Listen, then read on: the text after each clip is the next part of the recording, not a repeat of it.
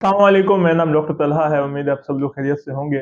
आज मैं आप लोगों से बात करना चाह रहा हूँ एक ऐसे वाक़ये के बारे में, जिनको हम मेडिसिन की, साइंस की निगाह से देखते हैं तो हमारे बहुत ज़्यादा हैरानी होती है कि ऐसा कैसे पॉसिबल है।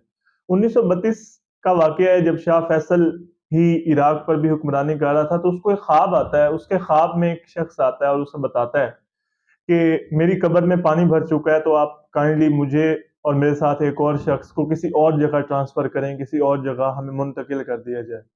शाह फैसल ये ख्वाब भूल जाता है। दूसरी रात उसे दोबारा यही ख्वाब आता है और वो अगले दिन अपने काम-काज में, ज़ाहिर है बादशाह होता है, इतना बिज़ी होता है कि वो दोबारा से भूल जाता है। तो वो शख़्स उस वक़्त इराक के सबसे बड़े मुफ्ती आज़म के ख्वाब में आता है और उसे यही बात करता है कि मैंने तुम्हारे बादशाह के ख्वाब में भी आकर कहा है, लेकिन वो इस चीज़ को सीरियस नहीं ले रहा। तुम बादशाह और वज़ीर आज़म से मुलाकात करो, उन्हें बात पहुँचाओ।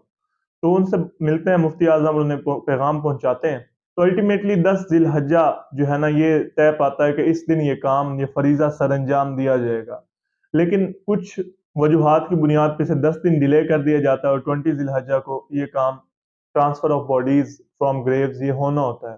पूरी अवाम इकट्ठी हो जाती है, हर जगह के तमाम हज्जाज कराम, हर किस्म के लोग वहाँ पे इकट्ठे होते हैं और वो कहते हैं कि हम देखेंगे कि मुसलमान, गैर मुस्लिम, ईसाई, ईसाई तक, यहूदी तक वो इकट्ठे होते हैं। वो कहते हैं कि हम देखेंगे कि मुसलमान कैसे अपनी कब्रों को ट्रांसफ़र करते हैं और कब्र में क्या कैसे होता है।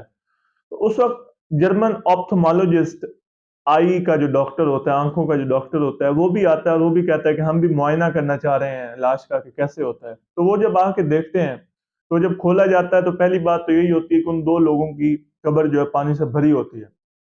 तो जर्मन ऑप्थेल्मोलॉजिस्ट आके जब उनकी, हमारी जो आँख की सबसे आगे वाली लेयर होती है ना, इसे कॉर्निया कहा जाता है। तो जब उस कॉर्निया को देखता है ना, तो वो कहता है कि इट इज़ नॉट पॉसिबल, क्योंकि ये पहली चीज़ होती है कॉर्निया, जब इंसान मरता है तो ये मेल्ट हो जाती है। तो ये कैसे पॉसिबल है कि इतने अरसे से ये लोग इस कब्र में मौजूद हैं और इनकी कॉर्निया स्टिल इंटैक्ट है? How is it possible?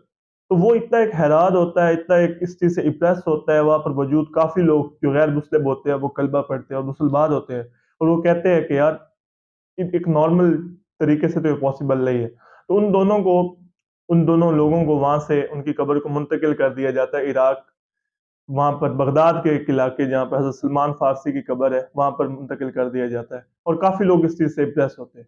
ये 2 लोग कौन थे? इनमें एक हज़रत हुज़ैफा बिन यमान थे और दूसरे हज़रत जाबिर बिन अब्दुल्ला थे और इनकी बॉडी एज़ इट इज़ सलामत थी और हज़ारों और लाखों लोगों ने इस चीज़ को देखा है।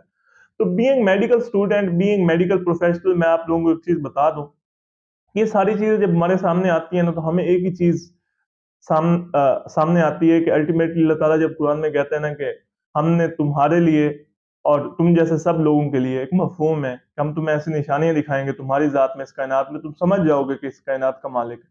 तो ये देखें कि डेथ के बाद 1400-1300 साल बाद भी उनकी बॉडीज़, उनके कॉर्नियाज़ तक इंटैक्ट है।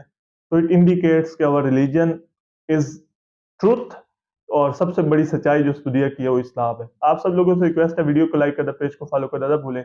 इंशाल्लाह आपसे मुलाकात होगी नेक्स्ट वीडियो में। तब तक के लिए इजाज़त दीजिए। अल्लाह हाफ़िज़।